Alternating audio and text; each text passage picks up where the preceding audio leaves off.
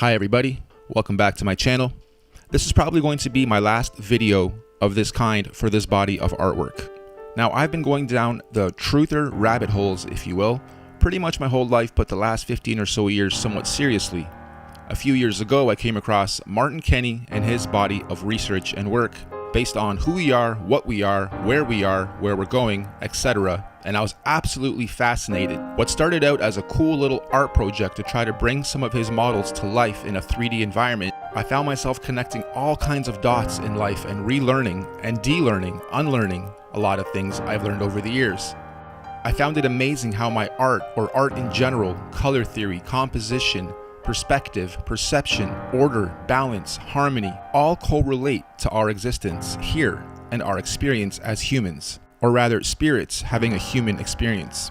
I've also been producing music for the last 25 years, and this sent me down beautiful bodies of knowledge in regards to the solfeggio frequencies, the 432 Hz, and other sacred frequencies which have been used over time in many ways, and how perverted our current state of media consumption is in regards to all of it being a beautifully designed cocktail to destroy your soul, depolarize you, and keep you hooked on a toxic intake with all of your senses. Anyway, music production, the sine wave. We all come from a sine wave. God, to me, is this guy right here. Energy, oscillations, multiple oscillations, overlapping, patterns, etc. So I say all that to say, what started as a cool art project turned into a few masterpieces that got mirrored and mirrored and mirrored and translated and retranslated in many languages, and now sits as a cool body of work which I sit back, look at, and am absolutely fascinated by. Yes, I'm fascinated by my own work. Why? Because as I keep saying, it felt like this was not only guided, but I did it way too fast. I did it way too good. It turned out way too good ahead of its time, and is probably literally my biggest, best piece of art slash music slash multimedia slash research knowledge all put into one. And of course, all still based on Martin Kenny's research and us doing a yin-yang, a collective dance of energies to come up with these beautiful masterpieces. So first, a thank you to the universe and to Martin and to you guys. I feel like my palette of skill sets, my art making, my music making, my multimedia making skills are finally being used for their true purpose. These passion projects, as I call them, take a lot out of me, but also fill me with knowledge, a new way to experience this life, a new way to appreciate this experience as well. Okay, so the reason why I'm even doing this last video is this is a compilation of everything. And when I say everything, I mean a lot of stuff has been removed from YouTube. A lot of stuff has been removed from my channel. I actually even removed some of my own stuff at one point. So here I'm recompiling everything that I did, including new stuff you may not have seen before, into one long video. So when you look at the length of this video, no, it's not just one, it's a whole compilation of everything. So thank you again to this beautiful universe for choosing me as the conduit, and for showing me there are people in this world that do have eyes to see and ears to hear, and maybe our receptors are even a little broader, wider, and capable of receiving information that most can't, which in turn turns into prophetic work like we have here. So thank you again, and enjoy this long ass video.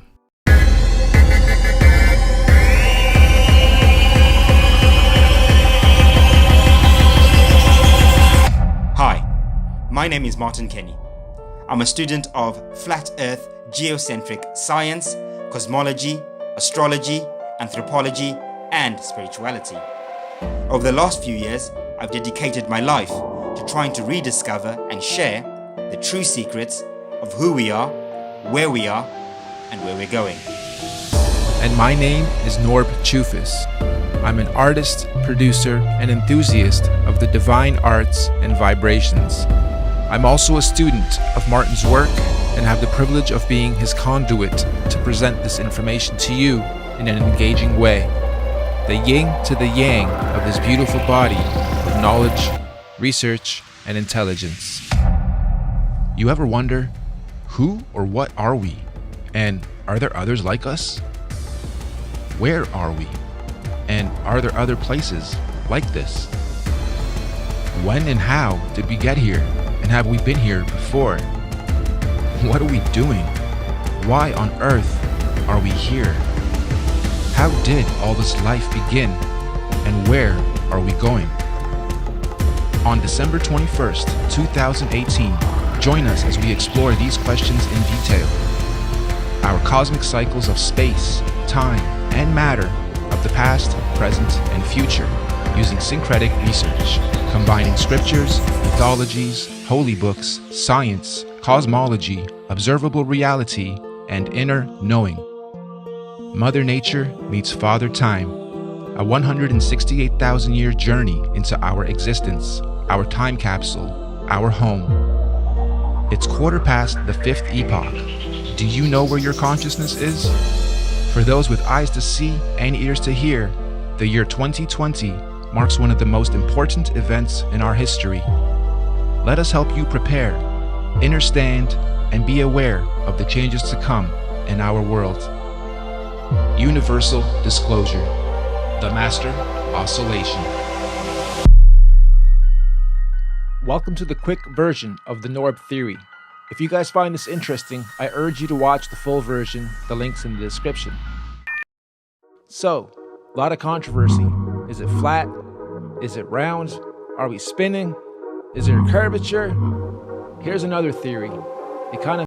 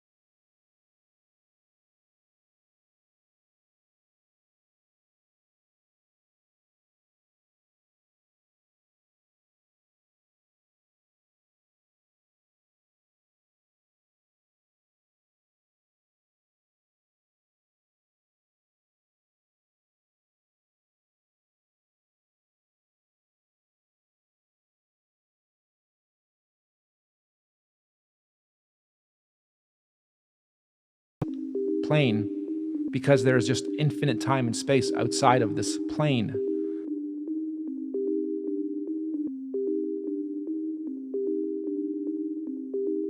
We only have access to the inner part. It is a special part of all this because it is the center, and we have access to the North Pole, which is where ascension happens. And I do think we are in a special time. It's not just, let's prove the earth is flat. What's beyond that? So what if it is? Well, what might be outside those perimeters? Maybe there are things we need to protect ourselves from. And or maybe it is just a bunch of land we cannot get to, but every country, every government would love to chop it up, carve it up, because there's so many precious resources out there potentially. Okay, so let's look at oscillations and frequencies in music now. I've been doing music production for a very long time, on top of doing art, digital media, video. I've gone through everything to do with art at a fundamental level in various gifted schools and whatnot. My creative side is my passion, my labor of love, and I believe I've been given these beautiful talents and skills to share beautiful information like this and potentially help you guys ascend or at least become illuminated and understand and have knowledge in a beautiful, engaging presentation. Here we have frequencies with music and layering music and giving you visuals for those frequencies. You can see that certain notes sit in the lower frequencies and certain notes sit in the higher frequencies.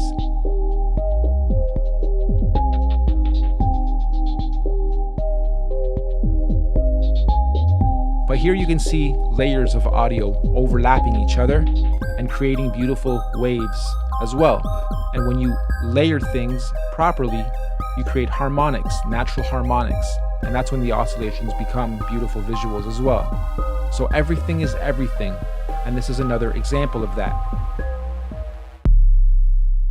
But when it comes to music, and when it comes to artists hitting certain notes and singing certain melodies, or priests chanting, or other melodic structures, or chording, or layering of your voice or an instrument,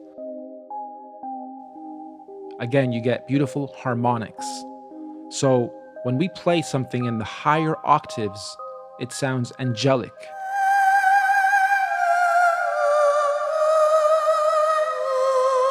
When we play something in the lower octaves, it sounds demon-like.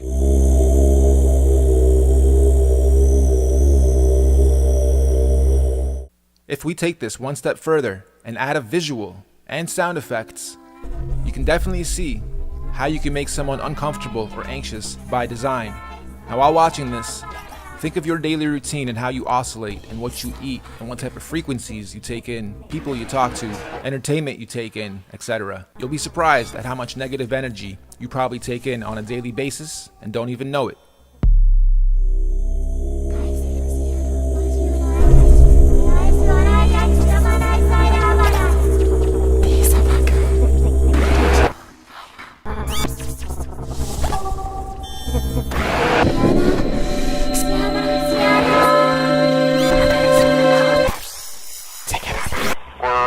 Moon.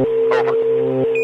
We cannot believe you are on the fucking moon. Over. You know when a musical artist is singing and they're off key, you can just tell, you can sense it. You know the harmonics are off. Or when someone's showing you a spoofy video, you can tell it's fake. Or when a journalist is spoofing a story, you can tell they're faking it. This is because the harmonics are off and your bullshit radar is basically detecting it. But when you do it through things like entertainment and movies and music and comedy, where there's a bit of truth to every joke, you play a very fine line of the types of perceptions you're presented with your whole life. So of course, me showing you this stuff's probably making you reject it instinctively, because your whole life you've been told we're living on a ball that's spinning in outer space in infinity. And in part, some of that might be true. Singularity could be the Big Bang. Our whole universe might well be flying through infinite void. But our actual land that we live on, well, I'll let you be the judge. Or you've ended up on this video because you've already discovered your own truth. So what I'm trying to say, when you do listen to frequencies, watch movies, do your day-to-day, take in 5,000 logos, 400 cents, 300 people's eye contact, and energies overlapping yours, think about what your purpose in this life is. Because my goal is to help you guys ascend to a higher state of consciousness, become illuminated, and you too are nothing but a big oscillation machine. When you breathe in and out, that's oscillating. When you walk, your whole body is oscillating. When you sleep, you're going through a cycle. Everything about us is oscillating, and you should be oscillating to your full potential in this beautiful universe.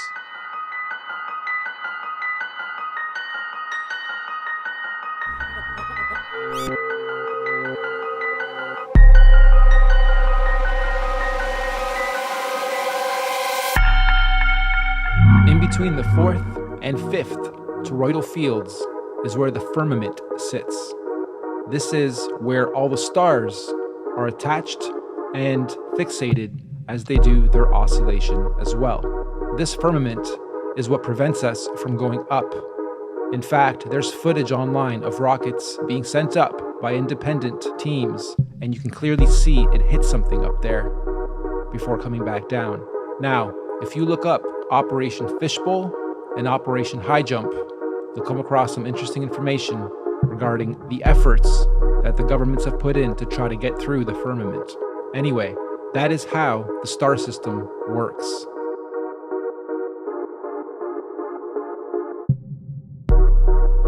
Now, the top two planets, Neptune and Uranus, are, I believe, also just above the firmament. They are what give the initial spin to the vortex. These two are also known as exoplanets, and that is because they are on the exterior of the toroidal fields and outside of the three suns and moons system. And again, this is what gives all the differentiation to all the oscillations of everything else under it. So we've covered a lot of the top half because that is our home, and we don't really know what's on the bottom. But based on the same research sources, the bottom is very much like the top, except with water. There are also 3 levels below us that mimic what we have above, and then there's also a firmament on the very bottom, just above Pluto. Again, instead of air, it's water, and it's known as the Great Deep. The 5 toroidal fields operate down here to cycle the water in its respective cycles as well. And frankly, who knows what kind of life forms may be down there, or what may be down there. But this is known in our literature as hell. Interesting, huh? So, how does religion tie into all this? Let me try to explain, and this is just my opinion. I believe all the holy books were simply metaphorical stories to explain exactly what I just showed you. I don't believe they were actual people. I believe they were depicting everything you see here, and all the variables were given their own characters. I'm going to stick to the Bible here, just to give you guys a couple random examples, and then please refer to any of it for yourselves to see if you can pinpoint the metaphor. When they say Jesus died on the cross, that is a metaphor for Jesus is Christ. Christ represents consciousness. Consciousness died on the cross. The cross is the crux, again, the cross section, the middle point of middle points. And if we look at the cross in a 3D format, you'll notice it's not a plus symbol. The center horizontal piece is moved up because on the universe, we are not in the center of centers, we are up a little bit on that third plane, right? So when consciousness died at the cross section of our universe, that is the North Pole. And when they say follow the North Star, that is Polaris. And the birth of Jesus is also under the North Star. The very center of the first toroidal field inside is known as the Garden of Eden. That is a holy place. That is a spiritual place. So when Christ was crucified, consciousness ascended into the heavens through the moons, because you come in through the suns and you leave through the moons, ascended into heaven, and 3 days later was reborn. Again, a metaphor for reincarnation or your next cycle, your next life. This is where past lives, future lives, we are our own ancestors, etc., comes from as well. Also, in the name of the Father, Son, and Holy Spirit derives from this too. Pretty much every single thing you see in the holy books, it's a story and a metaphor to explain one of these variables in this beautiful universe. Hey, I'm just putting forth theories. I'm not trying to push any religion onto anybody, nor am I religious. But I do believe that people in ancient times simply had this knowledge and again told it to us in story format or in book format or in holy book format. I thought a lot about how to close this out because I've given you a lot of intel, and some of you are probably laughing, while others have been here before, and others are even farther along in the research.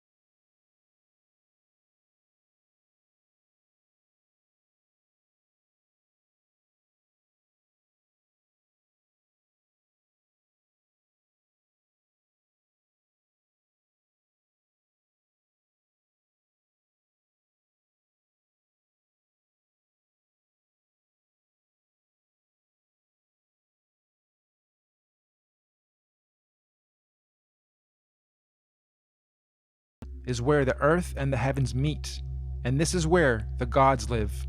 We propose that the Polarians are able to transverse between the two worlds, the heavens or spiritual realms above and earth/physical planes below.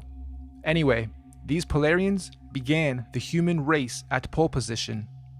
They were the very first forms of earthly beings to manifest on this plane.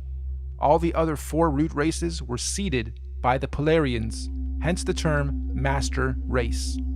We could also call the Polarians the Guardians of the Earth.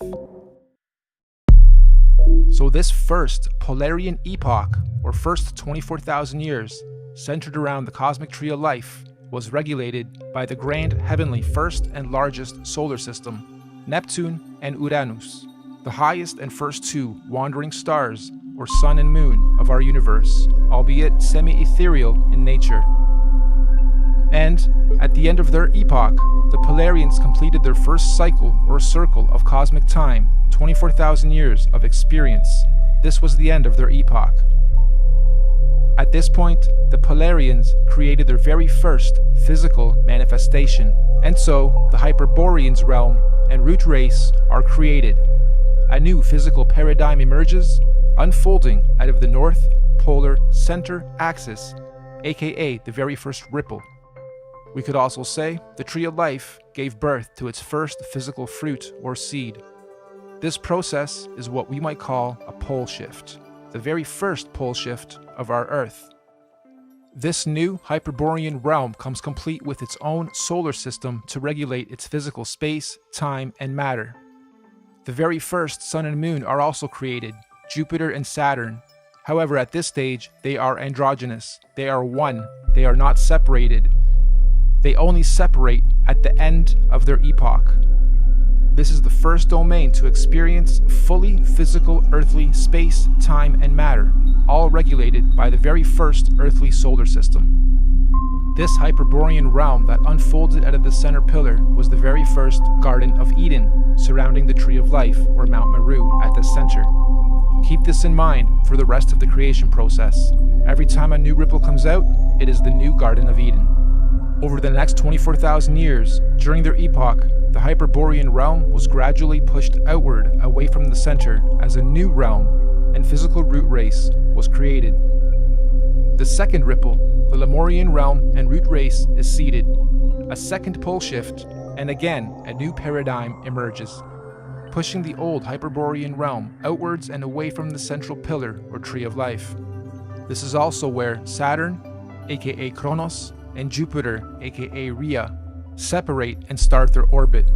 This second realm, the Lemurians, also get their own sun and moon, which is at that point in time also androgynous, a sun and moon in one, which will in 24,000 years be known as Mars and Venus. During this epoch, the Lemurians are the Garden of Eden, and Mars and Venus, the androgynous sun and moon, regulates its cycles, seasons, and ages of this new realm and domain. Don't forget, the Lemurians were also seeded from the Polarians, the master root race, and not the Hyperboreans going inward. All races were created and seeded from the Polarians. So the Lemurian realm is the second Garden of Eden, and again, after a cyclical time, when their epoch ends, they too were pushed outward to make way for the third root race. The Atlantean realm and root race is seeded. This is pole shift number 3. Mars and Venus now separate into 2 and start their orbit. This new Atlantean realm, like the previous 2, was seeded with its own androgynous sun and moon that will eventually turn into Apollo, our sun, and Artemis, our moon, to regulate and control the cycles, seasons, and ages of that realm. This Atlantean root race and realm is the one we currently inhabit. All human races in this realm of Earth are predominantly Atlanteans. You are an Atlantean. During this Atlantean epoch, we in this realm were the Garden of Eden at the center. And once again, over cyclical time, 24,000 years, history repeats itself. Atlantis fell, or rather sank, when the Great Deluge or Flood happened, and reset us from the center to where we currently are, also finally setting Apollo and Artemis into their orbit. and so the Aryan root race was seeded out from the fourth and most recent pole shift. This is the current Garden of Eden. And to give us a point on our timeline, this Aryan root race and realm was seeded about 6,000 years ago to join the human race.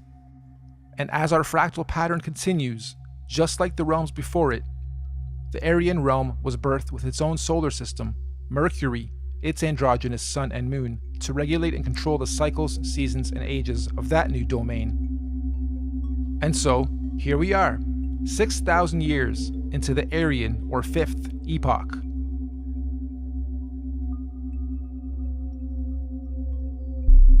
In summary, we have 5 epochs so far. The Master Race, the Polarians. 24,000 years later, the Hyperborean realm was created. 24,000 years after that, the Lemurian realm was created. Then the Atlantean, then the Aryan. And according to many ancient scriptures, mythologies, and mystics, there are 2 more epochs to come, meaning 7 epochs, 7 earthly realms, and 7 root races. Moving on. You'll also notice in this realm of Earth we are currently in, there are 4 main races. All the other races in between are mixed races, or rather mixes of these 4 sub and root races. The black races have their DNA lineage from the very first Earth root race, the Hyperboreans. All native black cultures of this realm predominantly have their cultural beliefs and practices handed down by the Hyperborean root race, sometimes referred to as the Anunnaki. The Oriental Asian races have their DNA lineage from the second root race, the Lemurians, and likewise, the Oriental cultures stem their beliefs and practices from the Lemurian root race, commonly and mistakenly referred to as the Reptilians. The Indo-Asian races have their DNA and lineage from the third root race, the Atlanteans. The Indo-Asians naturally stem their beliefs and practices from the Atlantean root race of their current realm. The Indo-Asians naturally stem their beliefs and practices from the Atlantean root race of this current realm. This means the Indo-Asians or Vedic Indian races are the original root race lineage of this Atlantean realm. And the white races have their DNA lineage from the most recent fourth root race, the Aryans. And of course, most of the white cultural influences we see today are seeded from the Aryan root race currently at the center Garden of Eden. The Aryans are what most religious texts and mythologies refer to as the current gods, or sometimes fallen angels.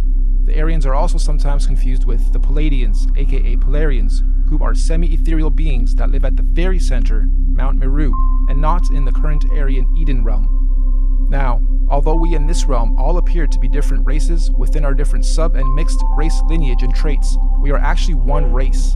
This is due to the mixing of genetic codes over time. We are all predominantly Atlantean humans, only with slight genetic variances, most notably skin pigmentation, hair structure, eye color, and cultural and religious programs. In fact, most of the racial and religious divisions and wars fought today have their roots seeded from past wars between the 4 root races. We Atlanteans in this realm inherited our predisposed prejudices of one another from outside influences. Now, we hypothesize that all the other Earth realms would have many different multicultural sub and mixed races in their own domains, just like we have in this realm. Meaning, there are probably thousands of different sub and mixed races and cultures within the different domains across the entire plane of our Earth. But, fundamentally, every root, sub, and mixed race on Earth is of Polarian origin. Every physical conscious being in existence on Earth is of Polarian origin, with all the various solar systems and extraterrestrial civilizations divided and separated from one another by the various toroidal electromagnetic fields, aka the Van Allen belts. These electromagnetic belts do periodically open and close or weaken and strengthen dependent on the various universal and cosmic cycles, seasons, and ages. This periodically happens to allow the sharing or rebalancing of conscious energy, technology, and knowledge between all the different earthly dimensional realms. And we are fast approaching the next opening of these electromagnetic barriers. This opening event will be a revelation that will impact us all in this realm, collectively and individually. We can already see the birthing pains of this great cosmic event with the current so-called conscious awakening and unusual weather patterns. Moving on, we must remember that these physical constructs we call bodies are just that. They are bodies, vehicles, avatars that carry the real, living Polarian conscious energy or spirit being within it. This conscious energy within us that is here experiencing, learning, growing, and sharing is what some might call a spirit or a soul. This is the real you, your soul, your conscious energy. And we all know energy has no color or race or nationality or prejudices, just polarity, positive energy, good vibes or people or souls, and negative energy, bad vibes, people or souls. And as such, the human race is just part of the temporary physical journey, individually and collectively, what many in modern times term as the matrix, or what the ancients called the Maya, the illusion. Next, let's explore exactly how cosmic epochs and ages work, using the current Aryan epoch calendar as our reference. You'll notice the outside rings note our months of the year as well as our 12 zodiac signs. The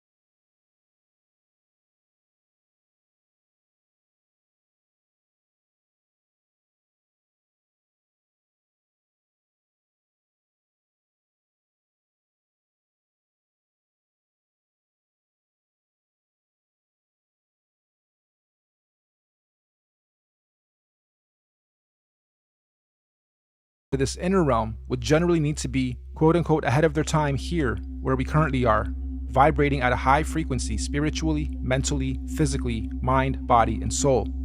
Many scriptures call this the days of reckoning, or judgment day, or the return of a messiah or messenger of some kind. In this case, we believe this is the so-called event, the return of Messiah. Anyway, let's move on. Those who are ahead of their time in this realm will somehow be given the opportunity to go up ahead of time into this inner or upper realm when the time comes. Likewise, we also believe that those still lagging or holding on to old, outdated, backwards paradigms will of course naturally be drawn back in time to the outer realm. This is where we hypothesize our current elite establishment is planning on going to install a new world order for those beings out there.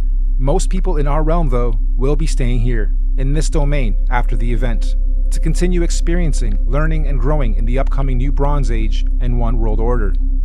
And exactly how or what this new age or order is going to be, who knows exactly, but what we do know is that this domain will not be anything like it currently is today after the event.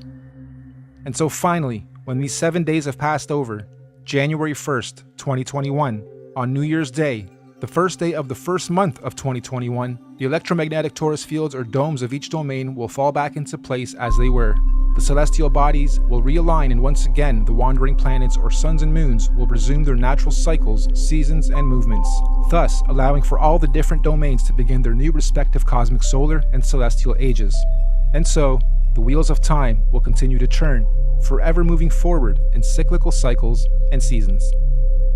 Now, of course, we're very much aware that what we are proposing may happen seems a little outrageous and possibly overwhelming, or let's face it, you might think this is batsh crazy if you're hearing this kind of stuff for the first time. But we're not trying to preach or sell anything, simply sharing information based on cosmological, astrological, mythological, and observable reality syncretized research. This could all be completely wrong, or even slightly wrong, and if so, that's fine, no harm done, life goes on. Or this could be partially right, or even very close to the truth. At which point, if or when these events occur, at least those of us who will have received this good news will be prepared, mentally, psychologically, and possibly spiritually as well. Of course, right now under this domain, we are collectively going through some very difficult birthing pains as we make this shift. However, those in tune with these changes are adapting and consciously evolving with it. This is the so-called conscious awakening. But even more importantly, those who fully understand what's going on are able to accordingly prepare for the changes that are occurring and coming. This is what J.P. Morgan meant when he was quoted saying, "Astrology. Millionaires don't use astrology. Billionaires do." Astrology is simply the natural science of understanding, reading, recording, and following seasons and cycles of the stars and heavens of our universe. Astro simply means heavens or stars. Logi or logi simply means logs or logging. We are astro-logging, making logs, logging all the data of the stars. That's all astrology is, reading and recording of the heavens, stars, cycles, seasons, and ages. It's even written in all the ancient scriptures that in the last days, many will not know the exact time and date, but those with wisdom and discernment of the heavens will be prepared. Keep your eyes to the heavens and look out for the signs of what's to come. So the final question, is all of this intelligently designed, and if so, by whom, or what, and why? As far as we're concerned, the answer is definitely yes. Everything we've talked about is most definitely intelligently designed. Microcosms of macrocosms, the system and order of our Earth, nature, cosmology, conscious energy, and everything else in our universe is just too beautiful and perfectly symbiotic and synchronized to be a random event or evolutionary. Who or where or what is the creator of all this? Here. Yep, right here in this very room, and everywhere else around us and within our universe and beyond. We are all co-creators, conscious spirits, souls, or forces of energy. Everything is energy. Everything is electromagnetic frequency, sound, and vibration, down to the sine wave. Quote-unquote God, any God, all gods, are energy. After all, even religion tells us that God is everything and nothing at the same time, right? The Alpha and the Omega, the beginning and the end, intelligent, conscious, immeasurable, unquantifiable, the source, the creator, just is. And since all of us are little conscious fields of energy, that perhaps we are all small manifestations of a greater conscious field of energy, soul, or spirit. Perhaps all of us are from the same original source, simply experiencing life individually, separate from the whole, little creators, in quality but not quantity, playing a game of cosmic hide and seek with ourselves, all part of the same one song, one verse, the universe, just singing in different tunes and octaves at different frequencies, and desperately trying to find a harmonic, melodic balance. And when we do, eventually, individually and collectively find harmony, we will finally be vibrating or singing from the same one verse in our universe. And this is what many mystics, gurus, teachers, cultures, and religions mean when they say we are one. But for now, I think we're extremely far from that, and there's still